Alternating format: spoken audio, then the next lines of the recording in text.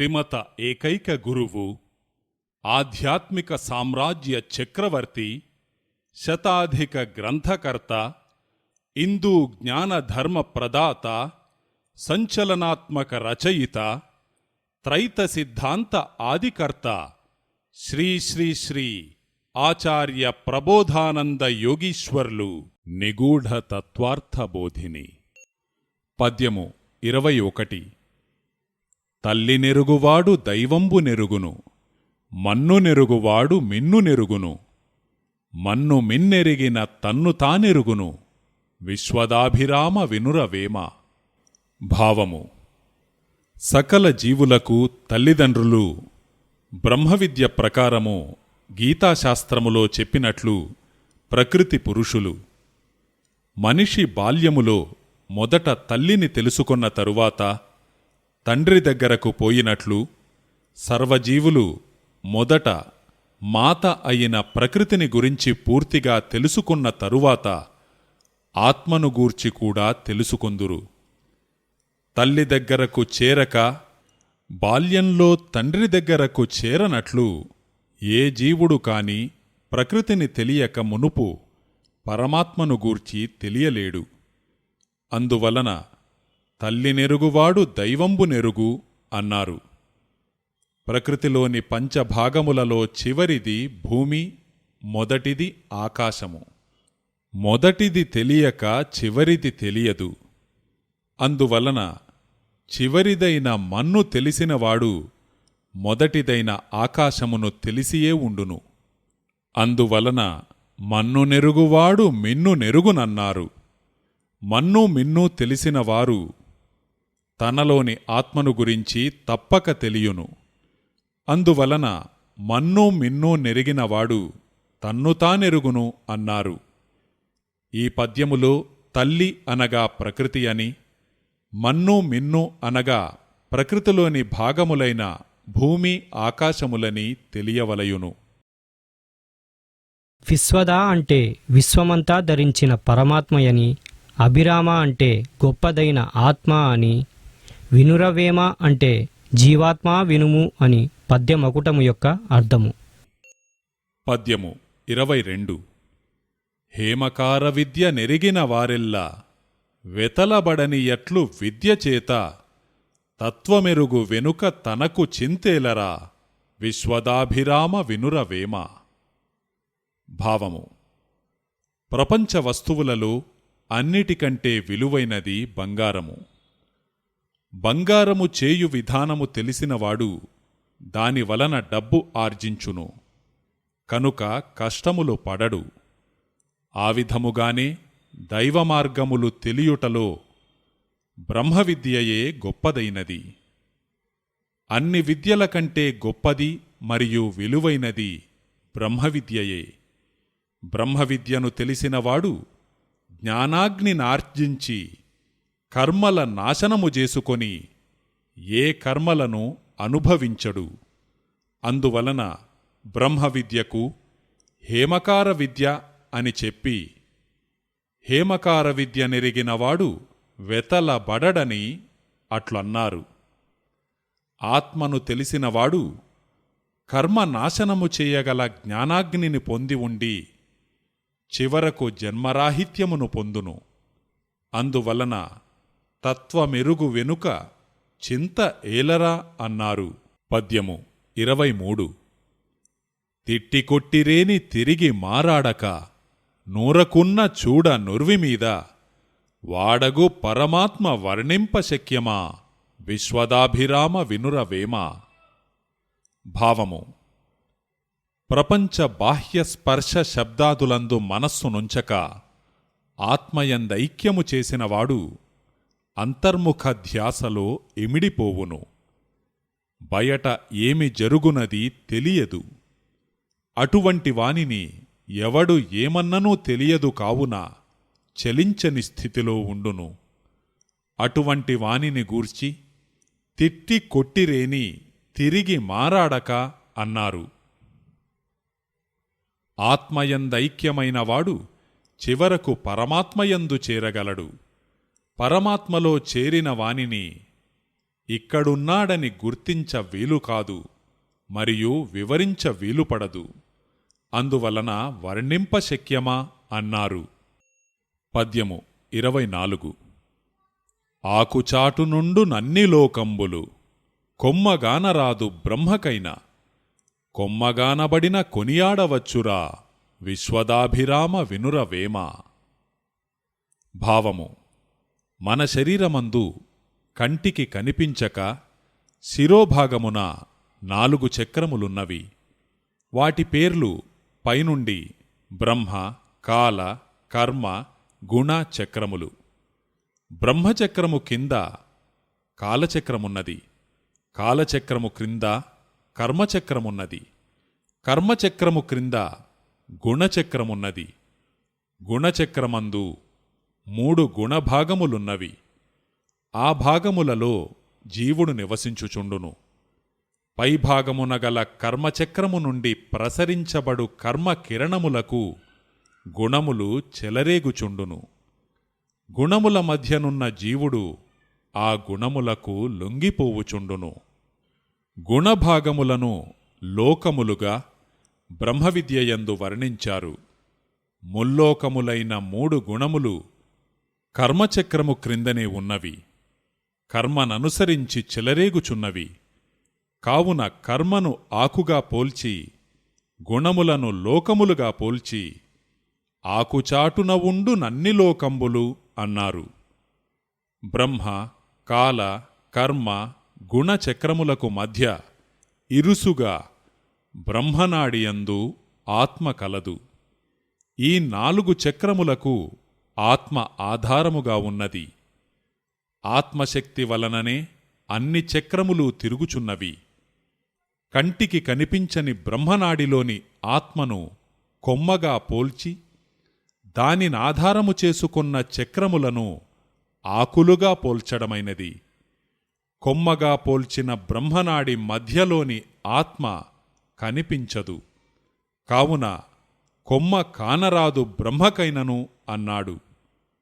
కనిపించని ఆత్మను యోగము ద్వారా పొందినవాడు కర్మరహితుడై పరమాత్మయందైక్యమగును.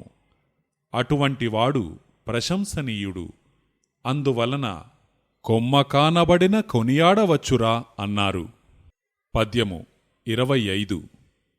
వాడు వాడు వాడు వానిలోపల నుండు వాడు వాడు వాడు వాడుగాడు వారి వాని గూర్చు వాడెపో బ్రహ్మంబు విశ్వదాభిరామ వినురవేమ.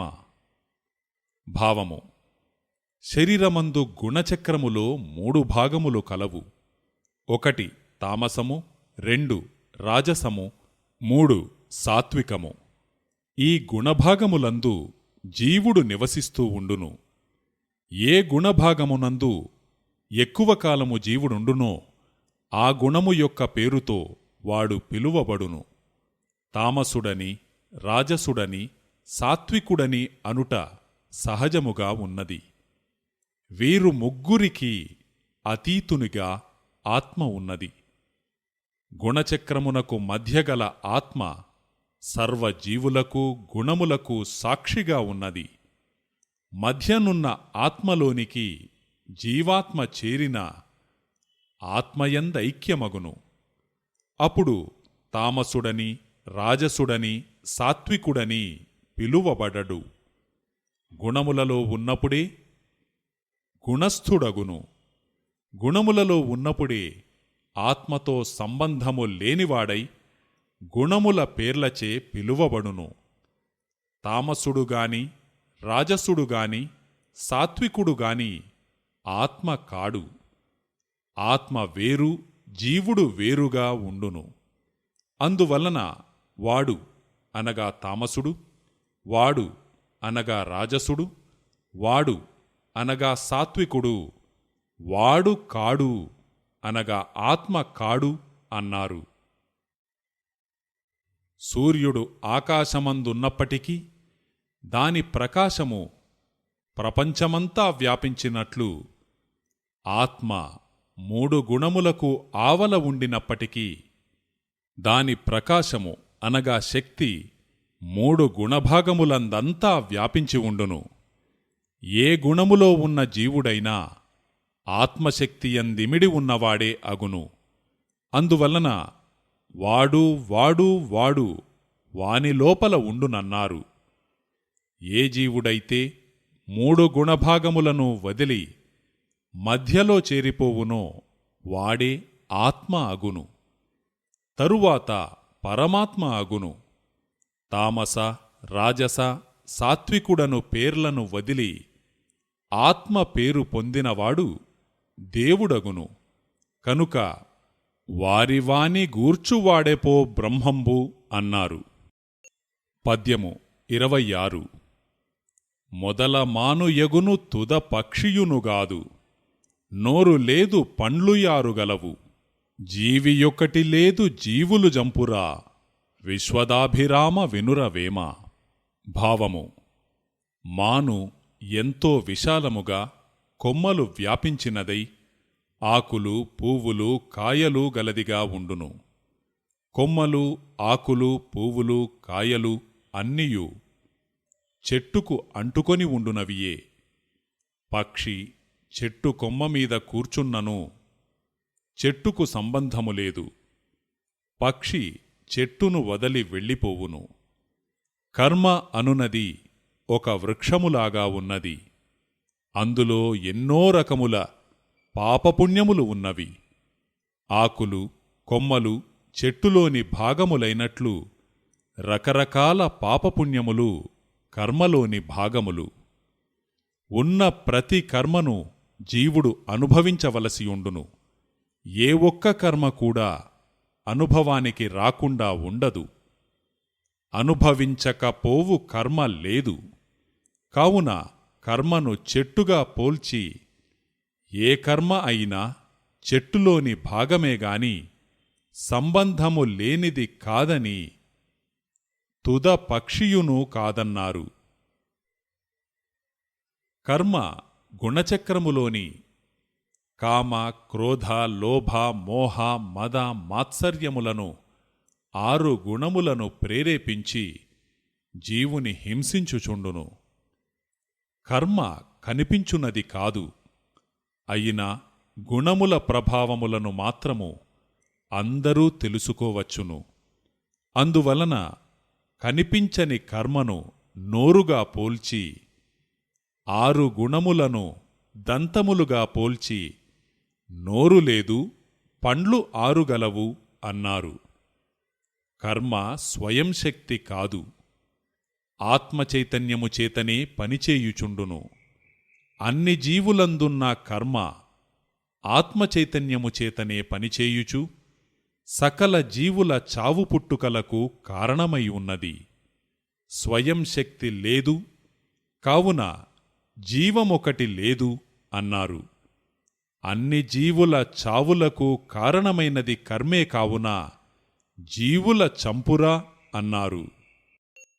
పద్యము 27.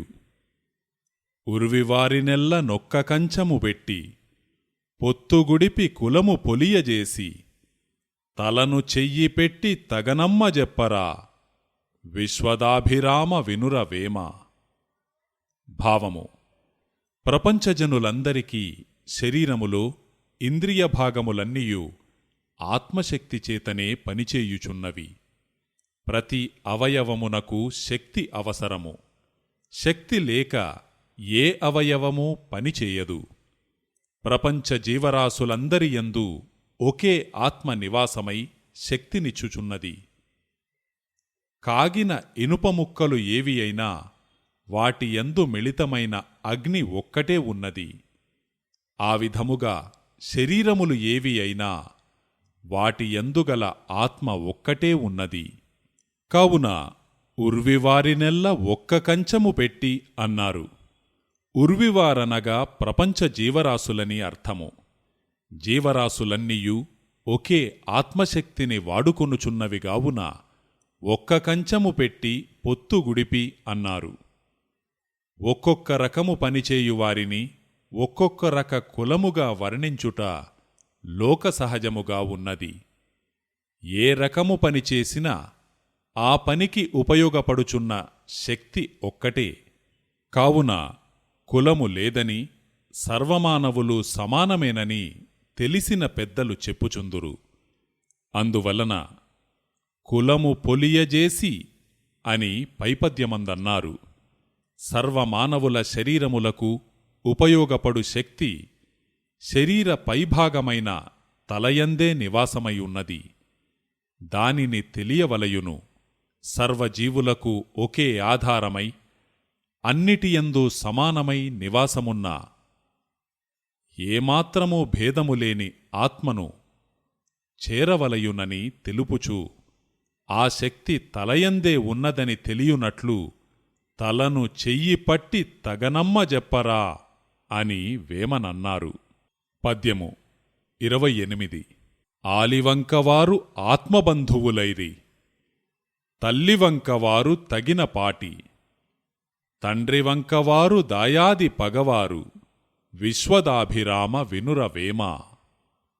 భావము: మన శరీరములోని మనస్సు ఎన్నియో విషయ సంకల్పములు చేయుచుండును.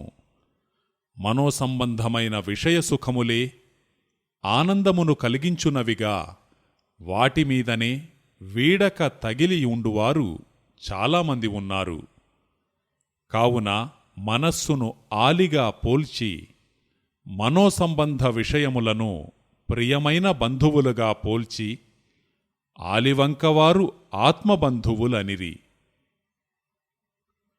పంచభూత నిర్మితమైన శరీరము మీదనే ధ్యాస కలిగి అందముగా కనిపించున్నట్లు అలంకరించుకొంటూ ఎంతో ఆప్యాయతగా శరీరమే తానుగా తలచి ఉండువారు కలరు.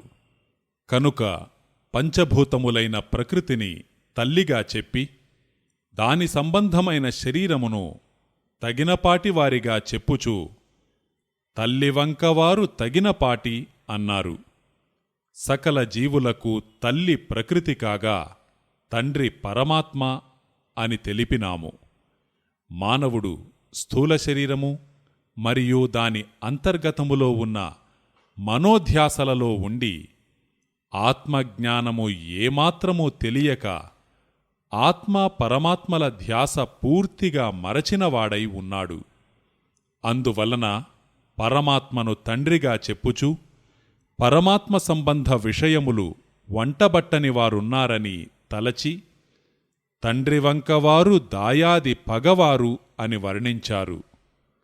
చిన్నతనము నుండి తోడు ఉన్నవారిని మరచి మధ్యలో వచ్చిన భార్యతో ఎక్కువ సంబంధముంచుకున్నట్లు శిశుదశలో నుండి కలిసి ఉన్న ఆత్మ పరమాత్మల తలువక మధ్యలో వచ్చిన మనోగుణములందు మానవుడు చిక్కుకొంటున్నాడు.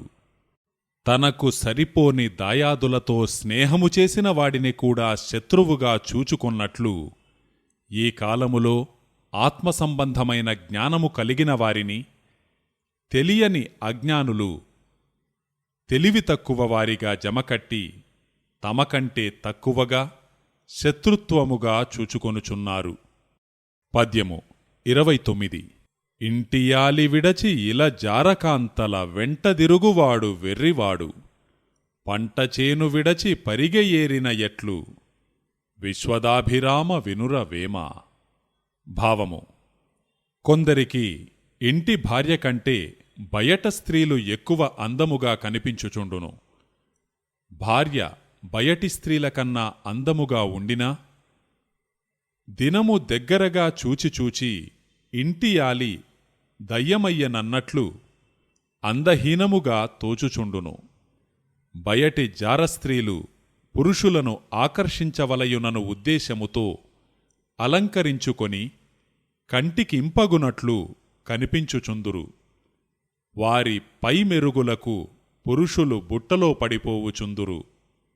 శ్రేయాన్ స్వధర్మో విగుణః పరధర్మాత్ స్వనుష్ఠితాత్, స్వధర్మే నిధనం శ్రేయః పరధర్మో భయావహః. భగవద్గీతలో స్వధర్మము పరధర్మమని చెప్పినట్లు ఆత్మసంబంధమైనవన్నీ స్వధర్మములు, ప్రపంచమునకు సంబంధించిన ధర్మములన్నీయు పరధర్మములు. ఎల్లవేళలా తన శరీరమునందు నివాసమున్న ఆత్మ విషయములను విడచి ప్రపంచ సుఖముల మరిగిన వారున్నారు. ఉదయము లేచింది మొదలు ప్రపంచ విషయములలో మునిగిన వారికి చివరకు వాటి యందు బాధలే తప్ప శాంతి ఏమాత్రమూ లభించదు. ప్రపంచ సుఖములందు మునుగువారు తీటరోగి నవ్వకు బరుకునప్పుడు సుఖముగా ఉండి తరువాత మంట లేచినట్లు విషయముల వలన కర్మలు కలిగి ఆత్మశాంతి ఏమాత్రము లభించక చివరి దశలో రోగములకు ఎంత డబ్బయినా ఖర్చు చేయుచు మృత్యువుకు భయపడు వారిని జూచి జ్ఞానులు వెర్రివారుగా లెక్కింతురు. ఆత్మ విషయముల వదలి ప్రపంచ విషయముల దిరుగువానిని ఇంటియాలి విడచి ఇలా జారకాంతల వెంట తిరుగువాడు వెర్రివాడు అన్నారు. ప్రపంచ విషయములందు సుఖము లేదు, కావున ఎల్లప్పుడూ శాంతినిచ్చు ఆత్మజ్ఞానము లేని వారిని పంటచేను విడచి పరిగె ఏరువారన్నారు. పద్యము 30.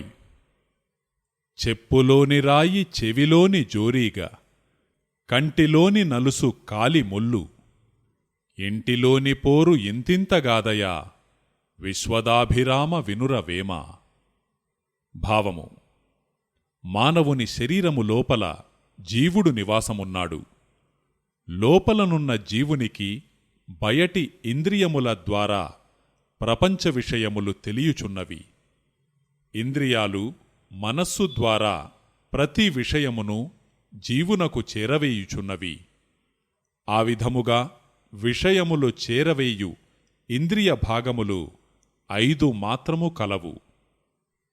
వాటినే జ్ఞానేంద్రియములు అనుచున్నాము. అవి కన్ను, చెవి, ముక్కు, నాలుక, చర్మము. పంచ జ్ఞానేంద్రియముల ద్వారా వచ్చు విషయములను అనుభవించుచు జీవుడు ఎడతెరపిలేని కర్మములనుభవిస్తూ తేనెలో చిక్కిన ఈగ మాదిరి అల్లాడుచున్నాడు. పంచేంద్రియాల విషయాలు సుఖమును చూపి కష్టమును కలుగజేయునవి. జీవాత్మ పంచేంద్రియ విషయవాసనలకు లోనై కర్మములను సంపాదించుకొనుచున్నాడు. చర్మస్పర్శ వలన కలిగెడి కర్మను చెప్పులోని రాయి అన్నారు. చెవికి శబ్ద విషయము వలన కలిగెడి కర్మను చెవిలోని జోరీగా అన్నారు. కంటికి దృశ్య విషయము వలన కలిగెడి కర్మను కంటిలోని నలుసు అన్నారు. ఇంద్రియ విషయములు మనస్సు వలననే అనుభవమునకొచ్చును, కావున మనస్సును ముల్లుగా వర్ణించినారు. శరీరములు అన్ని ఇంద్రియాల విషయములు అనుభవమునకొస్తున్నవి, కావున శరీరమును ఇల్లుగా చెప్పి అనుభవములను పోరుగా పోల్చి ఇంటిలోని పోరు ఇంతింత కాదయా అని అన్నారు. పద్యము 31. అంచఘనాక్షర బిందువు పంచాక్షరినాదమండ్రు పరమమునీంద్రుల్, ప్రాంచితముగనది దెలిసిన మంచాసనమెక్కువాడు మహిలో వేమ. భావము: క్షరమనగా నాశనమగునది, అక్షరమనగా నాశనము లేనిది. నాశనము లేని ఒక అంశ మన శరీరమందు ఒక కేంద్రములో ఉన్నది. ఆ అంశనే ఆత్మ అనుట జరిగినది. మన శరీర శిరోభాగములో ఒక బిందువు వద్ద కేంద్రీకృతమైన ఆత్మను అంచఘనాక్షర బిందువు అన్నారు. ఆత్మ నాశనము లేనిది కనుక ఘనాక్షర అను పదమును ఉపయోగించారు.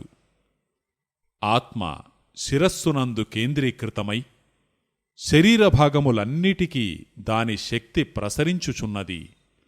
దాని శక్తి వలననే మన శరీరమందు శ్వాస కదులుచున్నది. ఆ శ్వాసయందు ఒక నాదము ఉద్భవించుచున్నది. అది సోహం. సోహం నందు ఓంకార శబ్దమిమిడియున్నది. సో అంత్యములో ఓ, హం అంత్యములో ఉన్నదాని వలన ఓంకారము శ్వాసయందున్న సూక్ష్మ శబ్దము. పంచాక్షరి నాదమని ఓంకార శబ్దమునే తెలిసినవారనుచుందురు. పంచాక్షరి అనగా పైభావముతోనే చూడక వివరముగా దానిని తెలిసినవాడు మోక్షము పొందును. వివరము తెలియడమేమనగా ఓంకారము శ్వాసయందు ఇమిడి ఉన్నదని, ఆ శ్వాస ఆత్మశక్తి వలన శరీరమందు చలించుచున్నదని, ఆత్మ శరీరమందు సర్వమునకు కారణమైనదని తెలియవలయును. ఈ ఆత్మ పంచభూతములకు నాశనము కానిదై పంచభూతముల నిర్మాణమైన శరీరములో అతీతముగా ఉన్నది. పంచభూతములు నాశనము కాగలవి. పంచభూతములు శరీరములను నశింపజేయగలవు.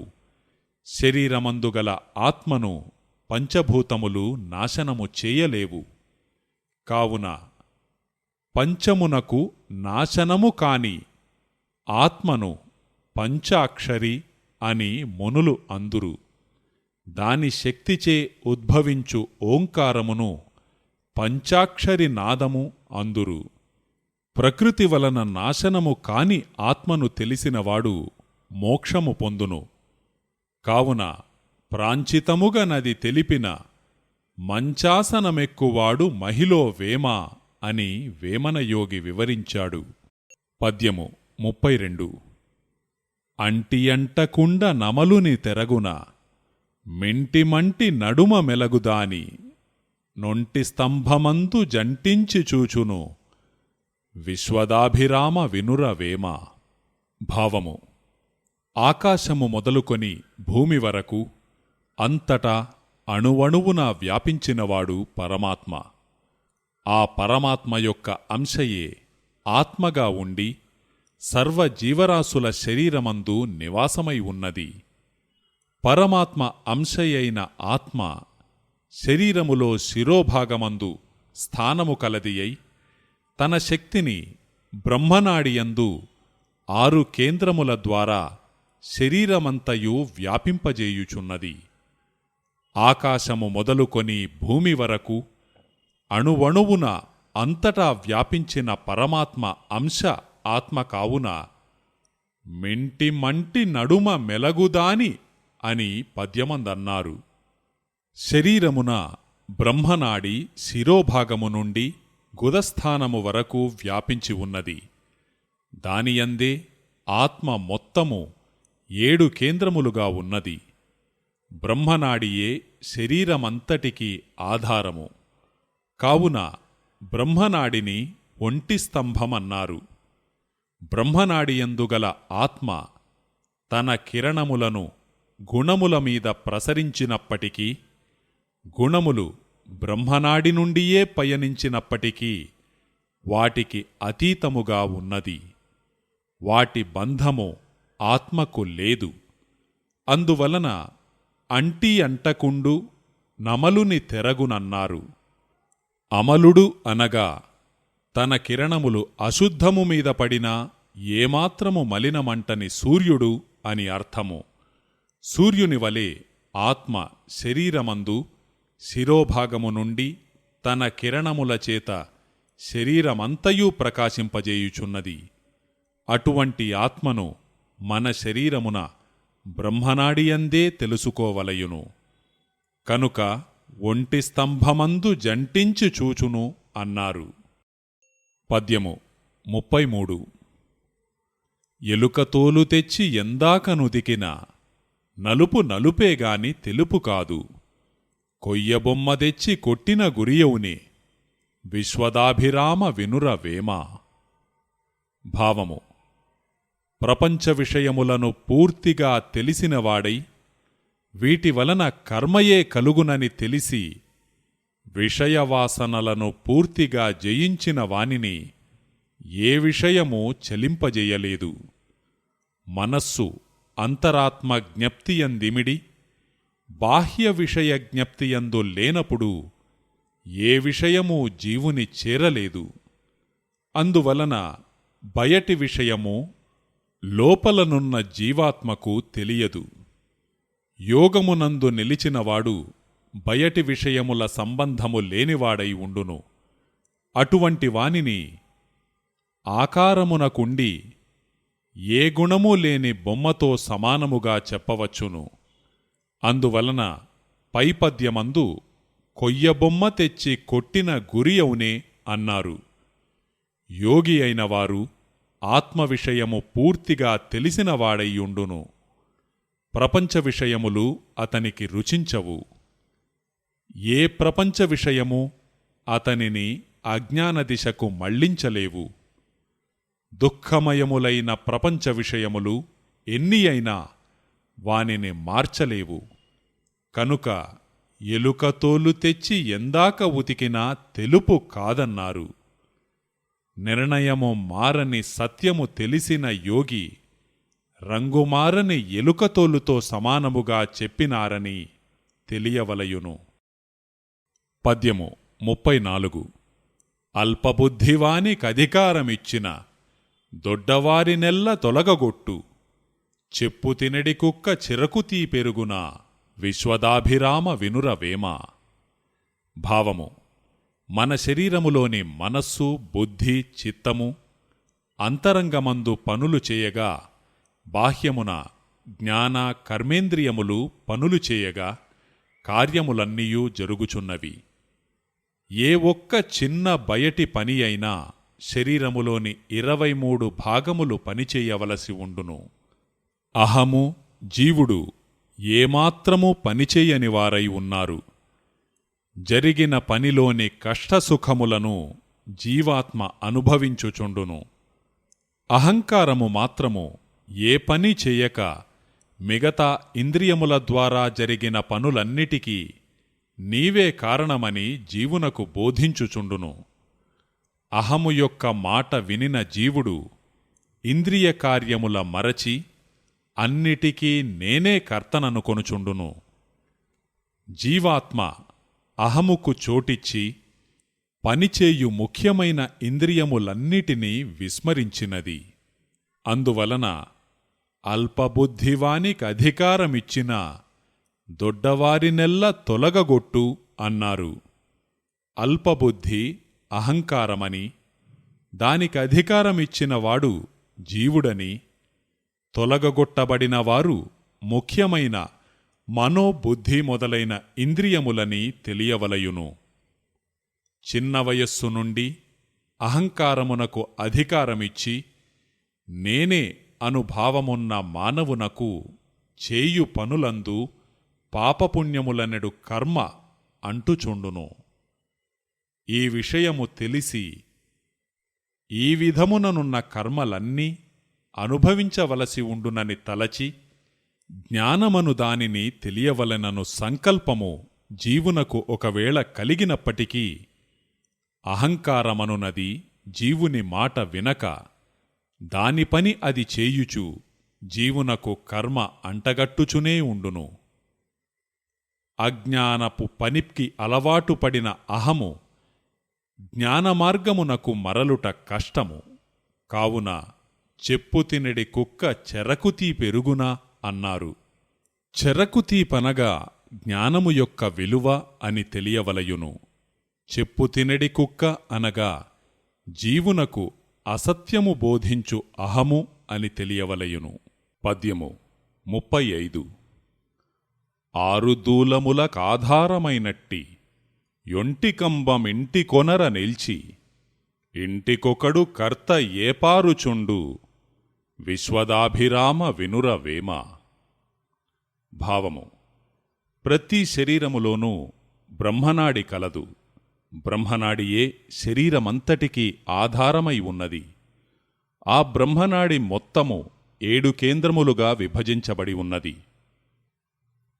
7వ కేంద్రములో ఆత్మ నివాసమై ఉన్నది.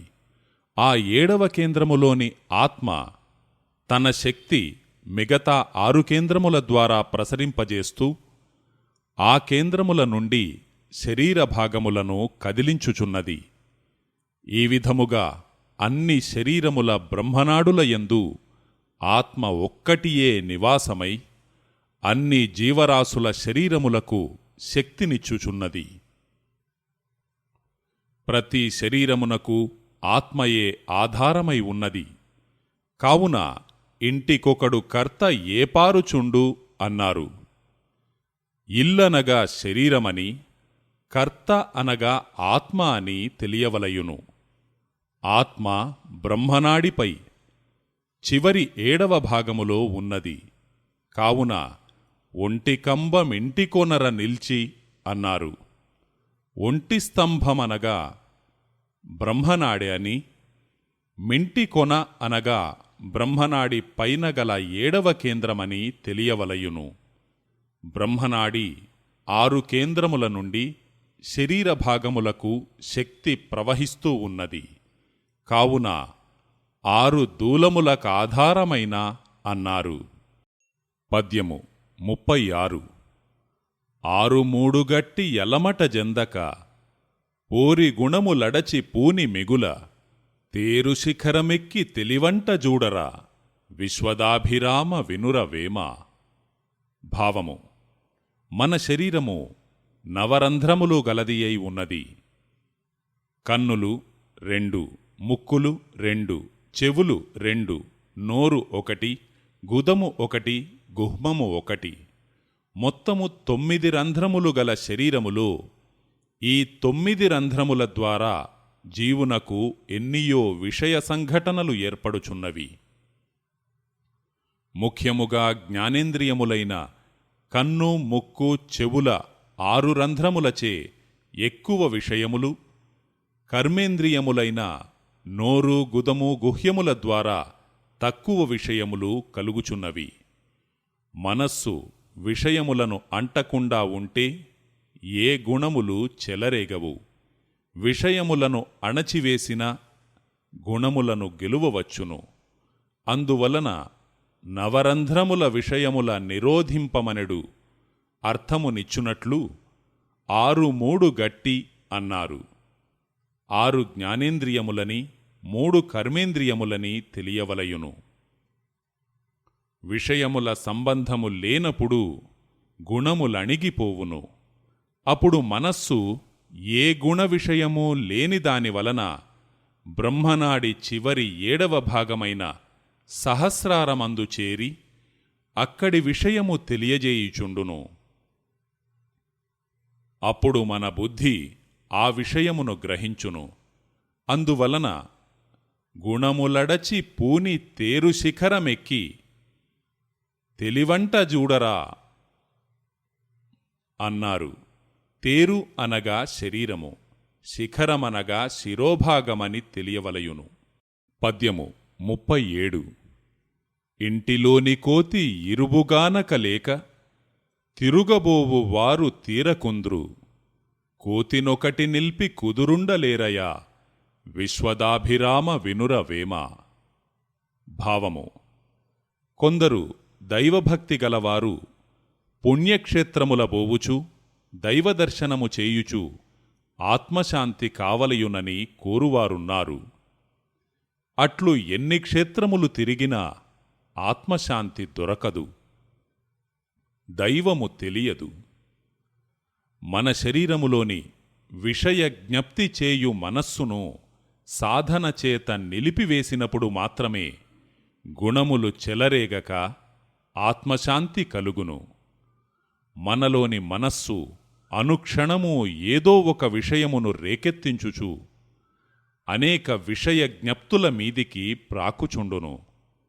అందువలన మనస్సును చంచలమైన కోతిగా పోల్చి, శరీరమును ఇల్లుగా పోల్చి ఇంటిలోని కోతి అన్నారు.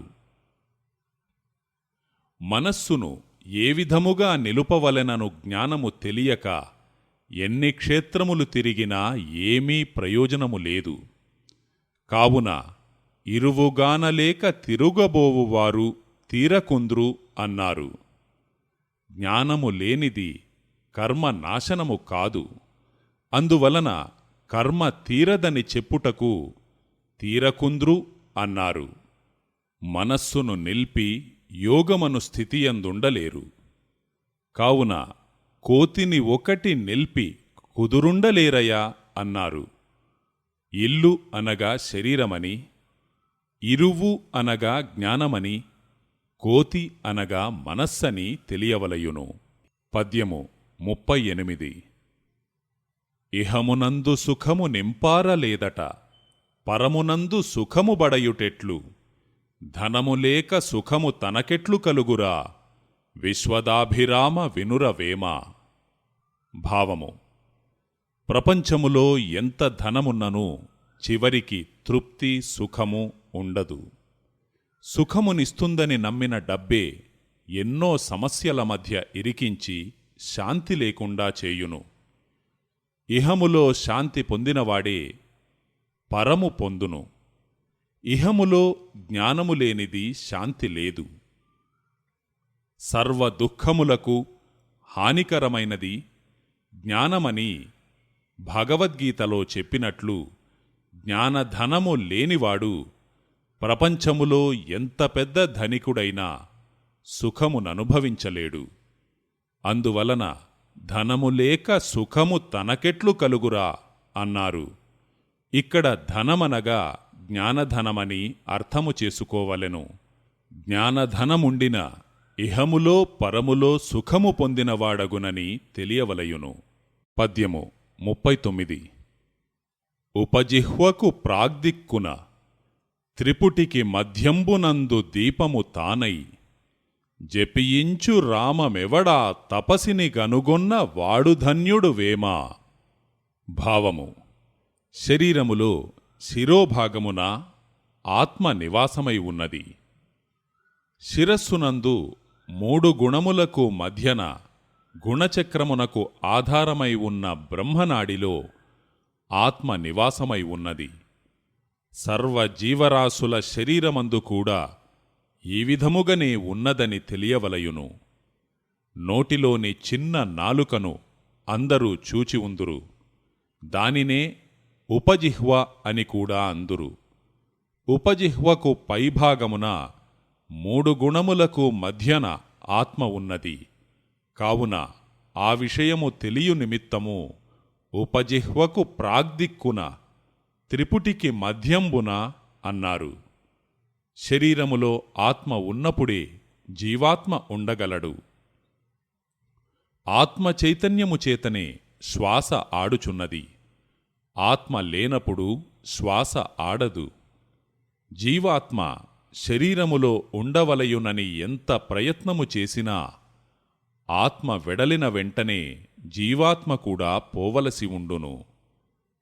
ఎందరు ఎన్ని ఆసుపత్రులు తిరిగినా, ఎంత డబ్బు ఖర్చు పెట్టినా ఆత్మ ఉండువరకే జీవాత్మ శరీరమునందు ఉండును.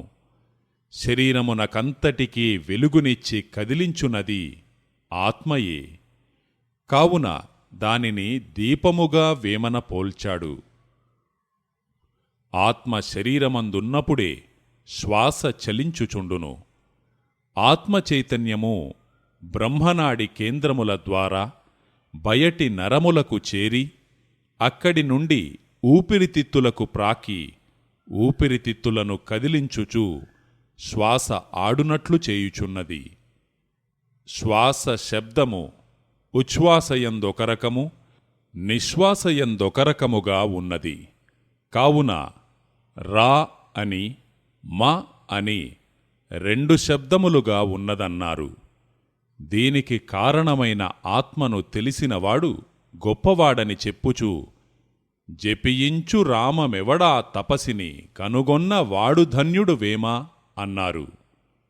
శిరోభాగములో శిరస్సు మధ్యన ఉండి శరీర జీవనమునకు శ్వాస కారణమైన ఆత్మను తెలిసినవాడు పరమాత్మను చేరగలడు అను వివరమును పైపద్యమందు వేమనయోగి పొందుపరచాడు. త్రిపుటి అనగా 3 గుణభాగములని తెలియవలయును.